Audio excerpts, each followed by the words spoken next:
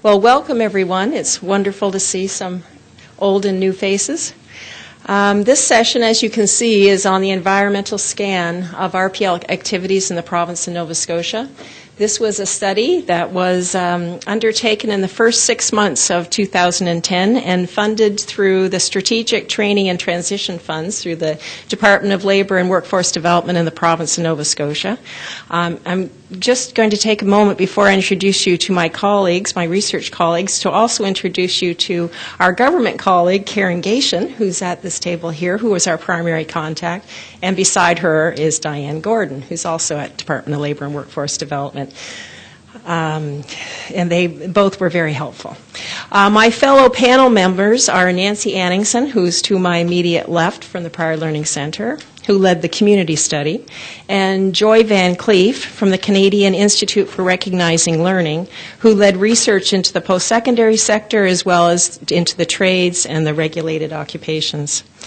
The study also included a number of other researchers who engaged in various aspects of the project, and some are people that you would know. Iona Ward-Driscoll did the sector council work. Doug Myers and Alan Cuvelier were involved in research and government programs. Sarah Hubbard assisted Nancy in the community study, and Kay Cernine and Andrew Leverman of Collective Wisdom Solutions were also engaged in a supplemental review in the business community. So our approach for today, our intention is actually to leave you with an overall impression of the purpose, scope, methodology, and some of the key findings and overall directions suggested by the study. We won't go into a lot of detail, given that it's the last session of the day and the last session of the conference. And also, we hope that it will be put online at some point where people get a chance to take a look at it. So I'm just going to talk a bit about the context, the scope, and the methodology. Nancy and Joy will talk about the general findings related to the community sector and the findings and observations related to the education and training, trades, and regulatory bodies. Now, that was my first big test. Okay, so what is it? What was the environmental scan? Well, it's actually, it's a compilation and a description of the full range of learning recognition activities in the province. And as such, it can be described as a snapshot in time or an inventory of programs and services. But in fact, it's actually a lot more than that. It's really a living document expected to evolve and change over time with the growth of new programs and services. It is expected that new and emerging programs will be added as RPL process become further embedded in the work of institutions, workplaces, and community organizations. It is both a set of benchmarks, or a baseline from which to gauge progress, and a virtual blueprint for long-term planning. It identifies key issues and challenges to be overcome, as well as points of leverage for further action. Oh, I think I've... No, it didn't go twice. There it is. Okay. The background and the context. The environmental scan emerged from previous work undertaken for the department in 2009.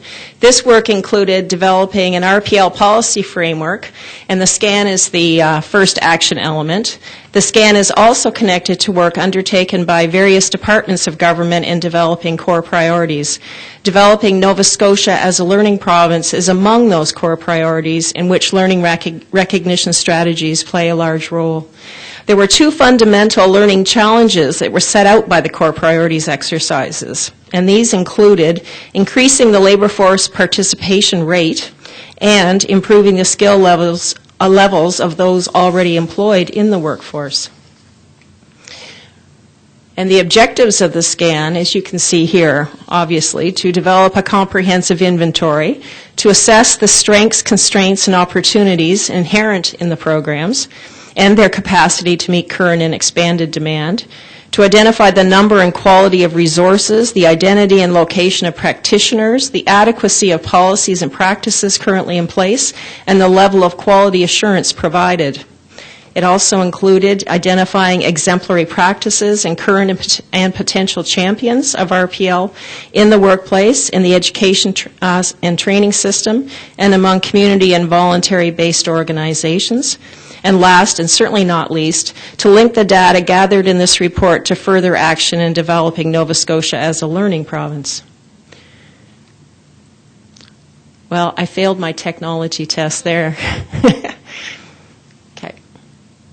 The overall goal of the project, the ultimate goal, is to assist policymakers in reaching out to individuals, employers, and communities in order to build effective and sustainable transition strategies to meet the increasingly urgent development and growth demands of Nova Scotia.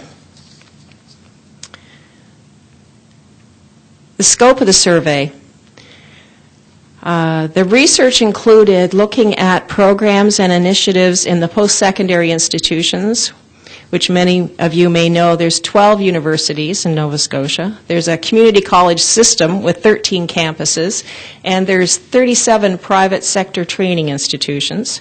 The government departments such as Labor and Workforce Development, Department of Community Services, Health, Education, Immigration, and the Public Service Commission. There were we interviewed 108 of 109 trades and regulatory bodies, 44 employment service providers and community-based organizations, 8 sector councils, and we did a supplemental research piece on employers. We looked at 12 companies that are engaged mostly in export in Nova Scotia. The research terminology. I know I'm speaking to the converted, so I know people will know what we mean by these terms, but this was very important in terms of any study, is to be clear about the language, especially the differences between such terms as RPL and PLAR. So when we were out and talking to people, we were very much took the time to clarify the language and use consistent terminology. And the methodology. The survey designed included, as a first step, some literature, program, and website reviews. Before designing questionnaires and undertaking interviews, we did testing of selected topics with stakeholders. The development of questionnaires appropriate to each sector or provider. That was followed by telephone and personal interviews with key informants and a process of validating data, reviewing with participants when we were finished. And a total of over 250 individuals were interviewed for this survey. So the findings actually are quite extensive, and they support a new approach, a multifaceted public policy and collaboration approach across sectors. We looked to find strengths as well as challenges in terms of how we approach this research, and opportunities for building on existing language, on existing opportunities, existing platforms. As I said, we did a supplemental private sector report to address the need for the effective engagement of employers. And I will now ask Nancy and Joy to comment in terms of the findings in the community and also in the education, training, and trades and regulated occupations. We can't cover everything. It was really diverse, but we thought what we do is highlight in those particular areas, but we're certainly open for conversation and questions about areas that aren't highlighted in this. Hi. My colleagues can tell you that I'm a good talker at the best of times, and I'm particularly passionate about this piece of work. So my goal today is to not get carried away and keep it brief and succinct for our amount of time. So I'm going to jump right into the area that I focused on in the scan. And most of my work was done in investigating the employment service providing agencies in Nova Scotia and the community-based organizations that were doing comparable work. These organizations are, their overall mandate would be helping Nova Scotian learners to move towards employability. And in some cases, under the broad, I failed the technology test as well. The organization may have a particular focus in terms of their client profile. They may specifically be serving individuals with disabilities, mental health consumers, women specifically, certain age groups. And the difference between the two categories, the reason we call them ESPs and community-based organizations comes down to their funding. Employment service providers tend to be organizations which are either primarily funded by Employment Nova Scotia or some of their funding is under Employment Nova Scotia. And the community-based organizations tend to receive their funding from the Department of Community Services in Nova Scotia or some of their funding. So we developed a questionnaire. I conducted telephone surveys with 40 representatives of 44 organizations. So this spring I did a lot of talking. It may have cured me of my problem, I hope, but we wanted to probe everything from verifying locations, getting a sense of the size of the organization, the client profile, asking some specific questions about the RPL services and programs, whether the organizations had formal PLAR policies and quality assurance mechanisms with respect to their recognizing learning activities. We also collected some relevant information about the state of the resources for these organizations. So that would be some information about their HR policies, how they're promoting their businesses and their programs and services, recruitment and so on. We also investigated their relationships both with the Prior Learning Center in Halifax, which we knew, being ourselves, that we were one of the recognizing learning bodies in Nova Scotia, and so we wanted to find out, are you working with us now? Have you worked with us in the past? Have you ever trained practitioners and so on? We also wanted to find out if they had relationships with other recognition of prior learning service providers. And we also investigated their relationship with academic institutions and employers in terms of the work they were doing with their clients and the client experience moving towards those two directions. We talked a little bit with them about their challenges and their opportunities. And we collected some very fascinating information. If anybody wants to know any of it beyond this, please contact me. And we have business cards and some information sheets about our organization on the table. The calls took approximately 48 to 60 minutes on average, so we collected quite a bit of information. In terms of statistics on the employment service providers, as I say, we talked to representatives of 44 organizations, and that's about an 85% response rate. 27 of those organizations, and that would be about 61%, are engaged in formal learning recognition services, primarily portfolio development programs. An additional 12 organizations, or another 27%, do some skills identification work. So that could be structured interviews, probing, reflective exercises to help their clients assess their skills and learning.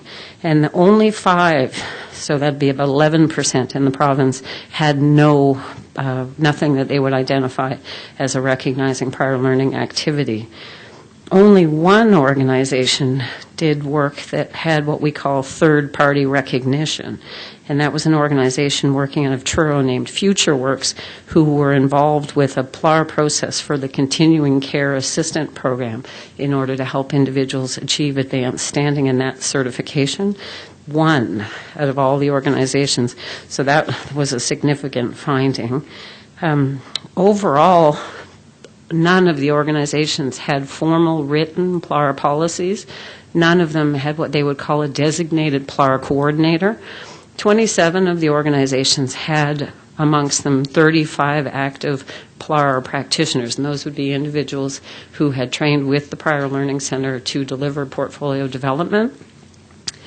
And that's a sort of a snapshot in time.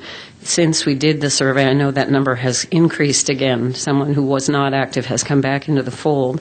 And so those would be organizations that are maintaining licensing agreements with our organization to continue delivering the program. There were an additional 21 practitioners identified that had been trained with an organization but were either inactive at the organization or had been lost by the organization. No organization evaluated their PLAR program specifically, so measuring the actual PLAR activity. A number of the organizations reported that they did value and employ PLAR processes in their own internal HR strategies. So when they were hiring, training, or promoting their staff, they were applying some PLAR principles. Community services. I'm just going to see if I can do this without messing up the presentation. Community Services is an organization that is a provincial leader and a champion in recognition of learning programs and services. Community Services has a surprisingly similar profile to the ESPs and community organizations. There's some inconsistency between the offices and different regions of community service. They understood the principles early on. They've done a tremendous amount of work. We've had a strong partnership with them for 13 years. They apply the PLAR principles in their own staff professional development by focusing on evidence of competencies. In the time that we've been working with them, Community Services has done portfolio with 950 of their own clients and 500 community organization clients that they've sponsored to go through programs. They have trained 88 Community Services PLAR practitioners to deliver portfolio development. They've trained an additional 35 practitioners from those community organizations that were sponsored by DCS. Community Services did the first portfolio programs in Canada for income assistance clients with multiple barriers to employment. And they know that from their own cross-country studies between community service organizations. Community service has no formal government or developmental PLAR policies. The staff follow the programs and procedures that were developed by our organization in their training and their quality assurance. They have no formal PLAR coordinator, although those tasks have been assigned to the person. We work closely with the coordinator of assessment services. There is quite a bit of inconsistency between the regional offices in terms of the programs, the PLAR programs that are offered to their clients. However, overall, they have embedded PLAR philosophy of learning recognition into many of their programs and services. We use the same filter, I would say, for both DCS and for ESP and community organizations. So what we really wanted to see was, are they using PLAR at all, yes or no? If they're not using PLAR, are they at least doing the work that would lead towards PLAR, like skills identification? And then if they are doing PLAR, what does that PLAR look like? And traditionally across the province, it was portfolio development programs. And then another layer of the filter was, if they are doing formal PLAR, is that formal PLAR resulting in some third-party recognition of the PLAR for the individual? And I would say across the board in our findings, what we found was a good baseline across the province, a lot of active practitioners, both at DCS and at those organizations, a very good understanding of PLAR as a tool for helping clients for a variety of different purposes, very limited third-party recognition. So even though there's a good foundation of that work taking place, it's not being met on the other side. And when we explored the relationships between the organizations and we probed in questions, when your clients go through and decide to go back and do formal study, are they receiving advanced standing or admission to programs outside of traditional prerequisites? And consistently the answer was no. When we talked about employers, are there employers in your region that you're working with consistently and they're hiring your clients and giving them opportunities? Yes. Are they doing a good job of recognizing learning, or are the clients able to prove they have the skills and learning with their PLAR? Not really. So we knew there's an area of weakness on the other side, if you will. And in terms of a primary quality assurance body, it's probably not a surprise to us because geographically we're in the province, but the Prior Learning Center seemed to fill that role where that role was being filled. And I just wanted to wrap up briefly by saying that we discovered a number of what we would call exemplary practices in the province. In some cases, they were programs being offered by organizations. What I wanted to do today was just very briefly highlight 3 of the programs or organizations that we found that were doing what we consider exemplary work. One of the programs is called Women Unlimited, and it's a program that's organized by a society, the We Society, and they have a great website, and they're operating right now in 3 locations Actually, I think it's 4 locations now, 2 down on the south shore of Nova Scotia and 2 in the HRM, the Halifax Regional Municipality. The program, Women Unlimited, supports women to prepare for, obtain, and maintain employment in the trades and technology fields. So it's a really unique program. It started approximately 4 years ago. After their 3-year mark, they did a comprehensive evaluation report, and it's available on their website. It's a 14-week program for women that involves elements of career exploration, workplace readiness, personal development, career decision-making, and it uses portfolio development as its centerpiece. It's been a very, very successful program. Their statistics are fabulous in terms of retaining the individuals in the education. They've now branched out into, it isn't just women who are going into trades and technology, going into academic institutions. There's also some work going on now directly working with employers and then filling any skill gaps sponsored by the employer, and in some cases through workplace education. They have a really grassroots approach. So as problems arise, they find the best solution for it. They work with partners. They keep people engaged. They stay in touch with previous graduates. They share the learning all the way along. And they're doing wonderful work and have had tremendous success so far. So that was one of our exemplary practices that we found. ISIS, Immigrant Settlement and Integration Services, which is located in Halifax, is an organization largely funded by the Department of Immigration that's helping new Canadians. I think it's primarily refugees to Canada. And they're helping them with employment preparation programs, language training programs. They're engaged in PLAR in a variety of ways. They use the values and principles in a lot of their work without actually calling it that. And one of the things we found the most interesting and the most effective of all the things they're doing, and they're doing a tremendous amount of work, was that they have organized 8 occupational multi-stakeholder groups to collaborate and identify and address challenges. So, for example, in the field of engineering, long ago, long before change started taking place, they organized a group bringing employers, regulatory bodies, government officials, and individuals who were trying to gain access to that field, and brought them together again and again and again and discussed problems and found their way to solutions. And they describe it as when you get all those people at the table and you're discussing a problem, you get to have all the perspectives, and you get to have all the perspectives to lend themselves to a solution. And they have made significant steps forward, I would say, in those 8 areas by doing those stakeholder groups, and they invested initially a tremendous amount of their own time without funding for that work. So, and they were able to get the individuals to the table and keep them engaged, which was fantastic. So that was one of the features of that organization's work. The last piece of work we wanted to mention is through an organization called Health Association Nova Scotia, formerly Nova Scotia Association of Health Organizations. Kaylee Sharples is in the room, the center of the table there. Their website is there, and they are a wonderful resource. They gave a presentation yesterday, if you had a chance to see it. The work that we've done with them has to do with the continuing care assistant certification. Our organization worked with them to develop a PLAR process.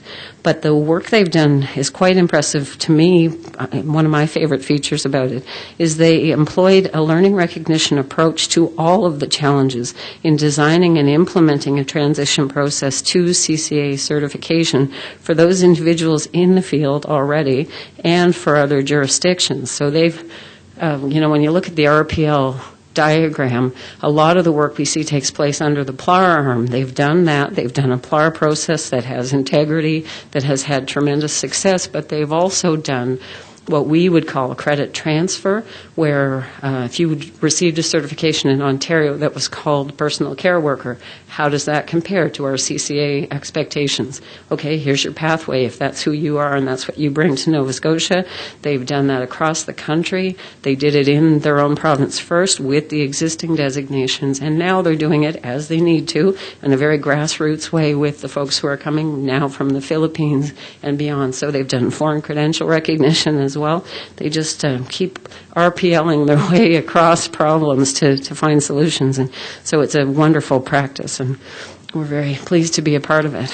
And now I'm going to turn it over to Joy.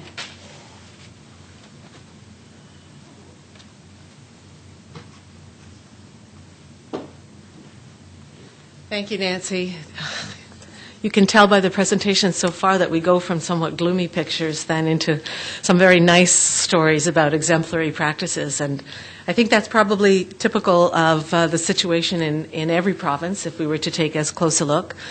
The fact that Nova Scotia has done this, I think, is quite a brave step to really take a very realistic look across the sectors and see really what is happening in the recognition of prior learning in the province so that they can take a more strategic approach to social and economic reforms.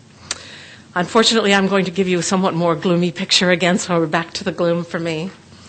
Now, I should have a little mentoring session here before I mess up on which button I'm supposed to push. I don't have much expertise, but I would say That one, thank you. Sorry. Oh, the down one, okay. So I'm going to try to, I'm going to try not to give you very many statistics, but in order to give you the overview, I have to share some with you. I will try and concentrate on the implications or the more of the substantive feedback that I received from people. I'm going to talk to you about the responses that we received from the education sector, both NSCC, which is the only college in the province of Nova Scotia, the universities, the private colleges, regulated professions, and the skilled trades, which in the case of Nova Scotia is one of the ministries. Departments, sorry. So first of all, universities, probably comes as no surprise that Nova Scotia's universities have limited engagement with prior learning assessment and recognition and few mechanisms, for example, training or advising to support administrators, faculties, or learners. There are exceptions to everything I'm going to say. There will always be a program or a service or an institution that bucks the trend. So we are really giving you a very general overall approach. The details more detailed information can be found in this report as well as in the AOP report, which was led by Mary and written by Mary in 2008. The Achieving Our Potential report has some information related to Nova Scotia as well. So the universities there, so the activity levels are low. There appears, when it does exist, it appears to be not focused on a range of methodologies, interviews, demonstrations, observations, or project assessments, product assessments. As methods of assessment don't jump out at you. They're not really apparent. With the exception of the University of St. Anne, there is no use of portfolios as developmental tools. St. Anne's portfolio development practice should be explored further to see how it is really unfolding there and how much success they've had. It was relatively new when we were making our inquiries. However, there is a level of general awareness among the universities and among the interviewees. I did interview all of the universities, and no institution had quality assurance policies targeted at the recognition of prior learning. No analysis why. So overall, the university sector activity level and infrastructure low. We do a little bit better with the private colleges, interestingly. There hasn't been much examination of private college activity across the country, so this is this was a really interesting part of the work for me to do. I did telephone interviews with 37 private colleges. We had 100% rate of return on the interviews. And these interviews were not just straight structured interviews based on a set of survey questions. The questions were semi-structured with probes that one would normally use, but we also got well beyond the probes, long interviews, deep probing discussions, really, conversations which often spilled over into what prior learning assessment and recognition is all about because of the low level of awareness among some of them. They were tremendously curious. So it did move sometimes beyond that. But in the end, 21 colleges did not engage. Oops. I'll leave that here. 21 colleges did not engage in any form of prior learning assessment recognition out of 37. Of the remaining 16 who did, they did do it for admission, for credit, either academic credit or exemption, and 2 of them made use of it for students' personal development. There are a couple of examples, really quite, relatively speaking, some shining examples of quite fairly sophisticated infrastructure that's been set up and processes set up in the private colleges that I think have some potential for teaching us some lessons about doing it in the private sector. I'll just mention NSCC briefly. NSCC is Nova Scotia Community College, for those of you who are not familiar with the province. It does prior learning assessment in the form of student portfolio development during their programs. It's also encouraged that faculty members and administrators do it as well. I'm not sure how that unfolded, whether it was 100% compliance with that process. And they do prior learning assessment for academic credit. According to NSCC, between 2004 and 2007, they did almost 5,500 prior learning assessments. So it undoubtedly is the most active institution in the province. Their infrastructure is the most developed. They have written PLAR policies and a position. I know we always have trouble with this, don't we? Designated. They do have a position in the college, but the last one, at the time of my interview, that position was unfilled, and I don't know if they have filled it again. It was filled by a very capable PLAR facilitator for a long time, and she's recently left the position, and so it was empty for a little while. That was Maria Desjardins, for those of you who might know the name. But NSCC uses multiple methods of assessment. They keep annual statistics. They were one of the few institutions that was able to provide me with statistics on the number of assessments done, the programs, and course-level activities. Their faculty members are the assessors. However, advising is provided informally. There's no organized training provided to new assessors or through ongoing professional development. And the college has no PLAR-specific quality assurance policies or procedures. The issues, these issues actually related overall to education, but a number of them are related particularly to the private sector colleges. There was conceptual resistance. These are some of the reports during my discussions that I got from the private colleges. There's legislation that designates the number of hours a student must spend in a program. Because that's in the legislation, they felt that they were unable to give prior learning assessment and recognition because they weren't able to deviate from the number of hours required. In some cases, the programs must be in registered schools. Those number of hours had to be in schools that are officially registered. There is a small size and capacity of some of the private schools. These include hair salons, for example. So if you have a 1 or 2 person operation, they are a private college under the legislation, like in many provinces, including Ontario. But they simply don't have the capacity to do prior learning assessment. I was often interviewing people in between blow dries and shampoos. The length and organization of some of the programs. Some of them are very intense, specialized programs of, say, 13 weeks long. A lot in technical fields, and they felt that the length of the program and the intensely specialized nature, underwater drilling, mining, those kinds of areas, that it was highly unlikely that people would have prior learning, and so they didn't feel that it was that combined with a small capacity was sufficient for them not to move forward with it.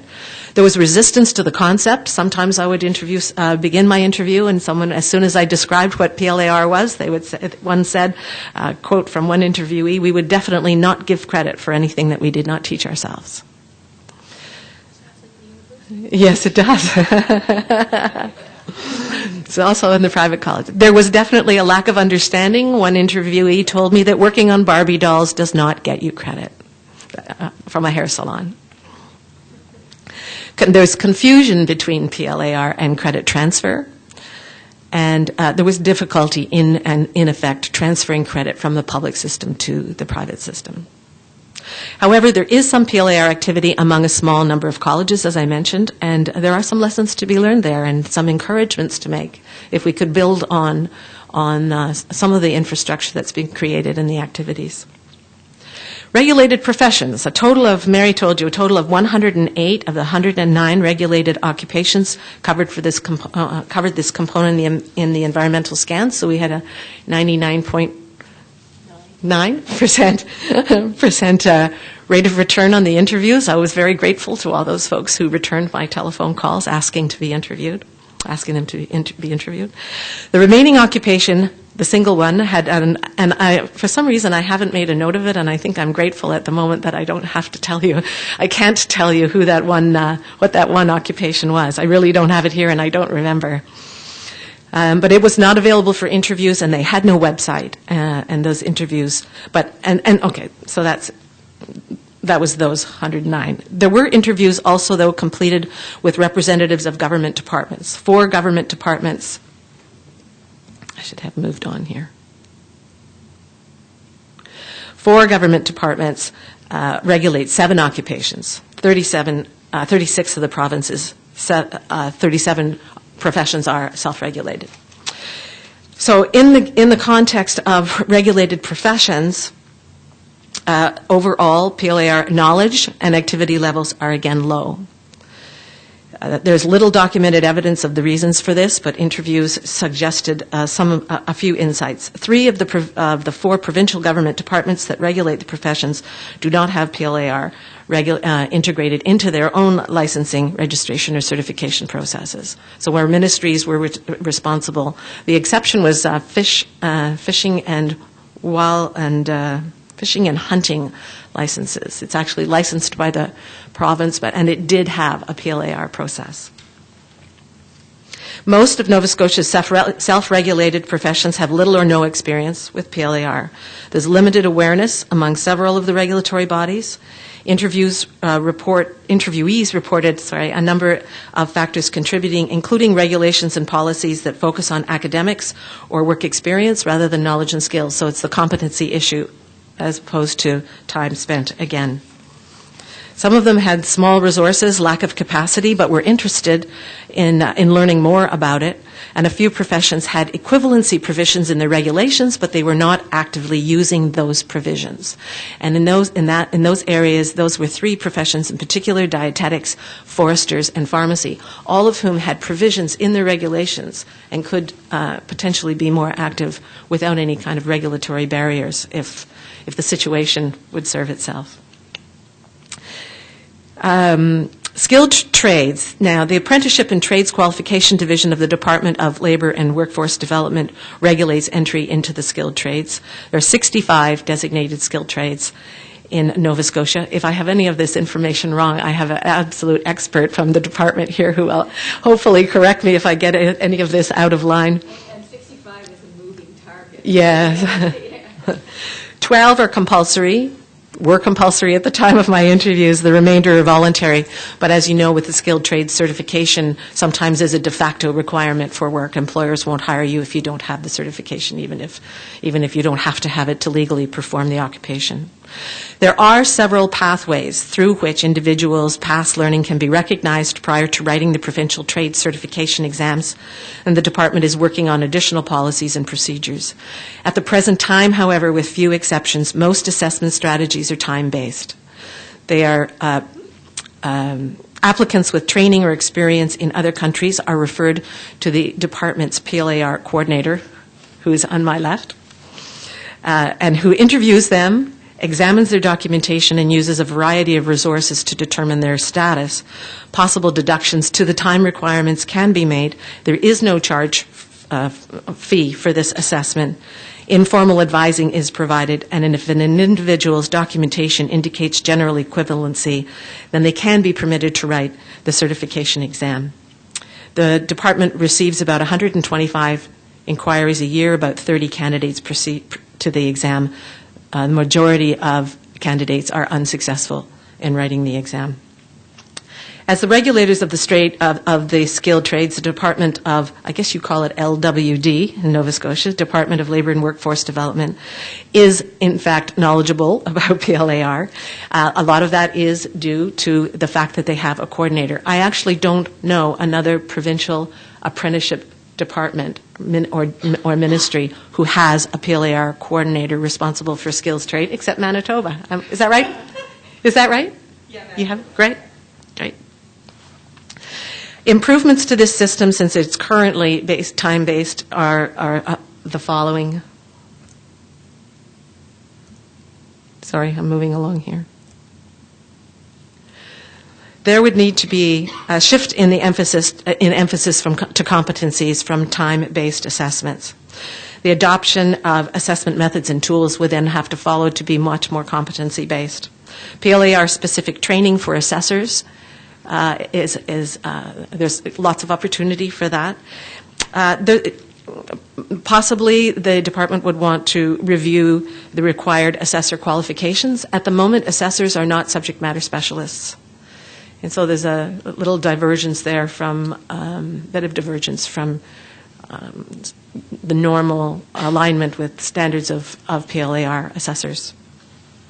And there needs to be a greater awareness and understanding of PLAR and support among the trades themselves and their employers.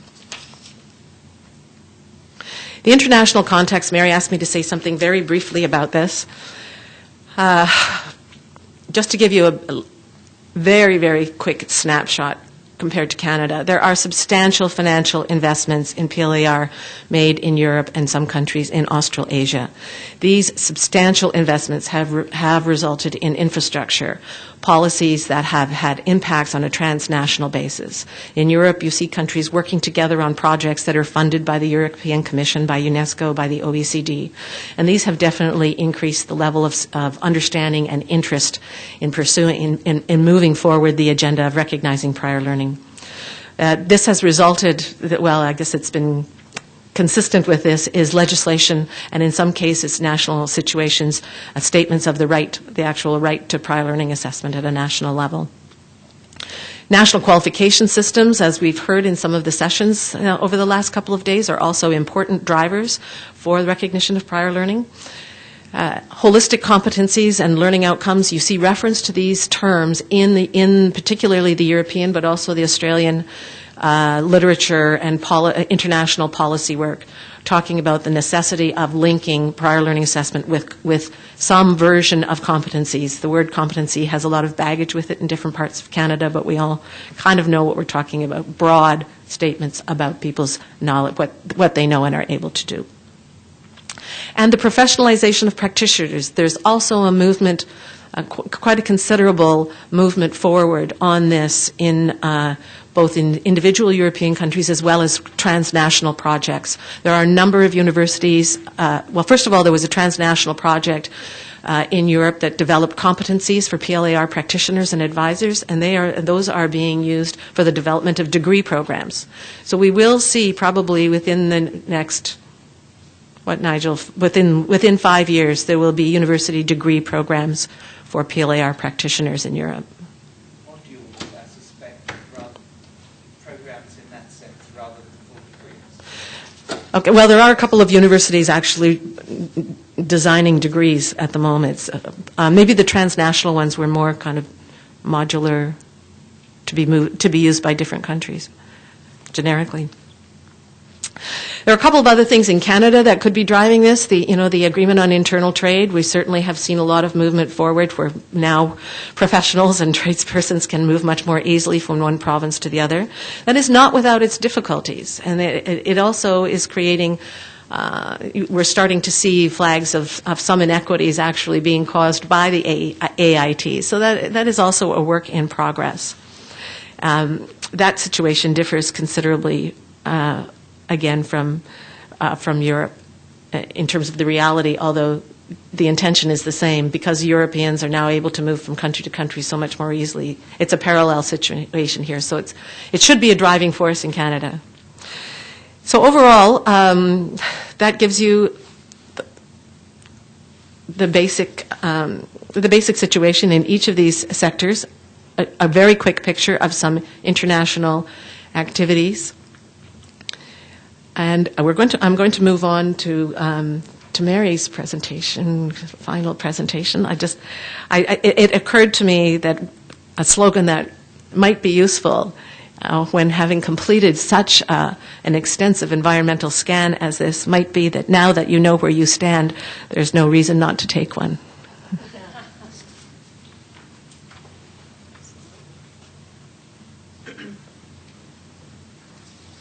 Okay, so after doing a little run on the international, we'll be back to Nova Scotia. in terms of the environmental scan, there is a real question about what next, and where does, when you've done the scan, as we say, as a fairly extensive scan, how does it fit with the RPL policy framework and with core priorities? And those are questions that are still a bit up in the air in Nova Scotia. How does the research contribute to provincial workforce strategy and desired outcomes? Remember, we talked at the beginning about it has to be outcome related. It needs to be that we're talking about getting more people participating in the workforce and raising the levels of those who are already in it. So there's real questions here about how we make those connections. Now, an environmental scan. Oops.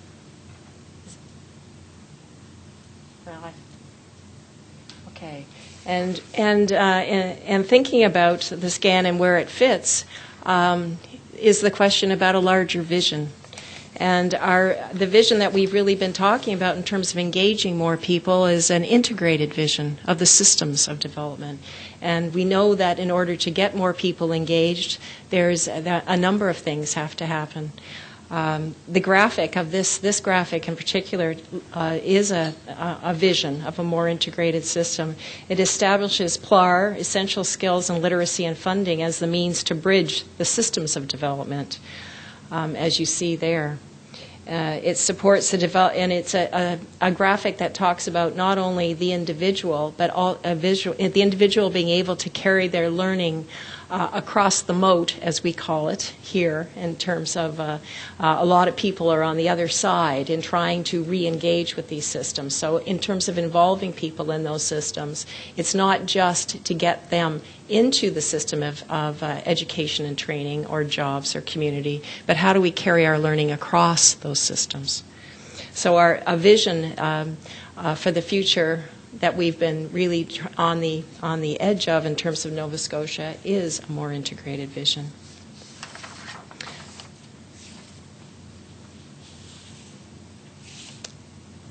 Dear, I guess I've done that twice. Okay, so what is next? The environmental scan isn't a strategy. It's a scan. It gives us a lot of information. It tells us about the resources. It gives us a baseline, but it's not a strategy. It provides evidence-based data for the strategy, for making the system work more like a system, for identifying the leverage points. And we've heard a lot about that in terms of the ESPs and at the community level. There's an awful lot of leverage points there. We know that there's a network of trained people out in Nova Scotia working in various ways who can engage more people in being able to cross those bridges and engage in the systems of development. Also, it's data that helps us with addressing the gaps. And it's not necessarily building a new system, it's enhancing the existing programs and infrastructure. So what does it suggest? It suggests a shift to a competency framework with multiple assessment pathways and alternative gap-filling capacity. And I say that this is a living document. This work has already started. It's in bits and pieces in the province. It isn't in a coherent plan, but it is in bits and pieces, and it is happening. It also suggests broad enhancement of the current programs and infrastructures. How do we support those infrastructures? Another big area, I think probably true almost everywhere, is the fuller engagement of employers. I certainly will not go into the discussion of the supplemental research, but the reason we wanted to do that is we talk about selling PLAR. We're not really looking at employers in terms of what do they think are the problems that they need to be solved and how do we speak in their language. So that's what that study was about. And of course we need improved third-party recognition. So what next? Reestablish our purpose and our outcomes, develop feedback loops to stakeholders, reconvene leadership on RPL policy framework, and connect to an overall workforce strategy. Seems to be logical next steps in pulling up from the environmental scan. So thank you very much.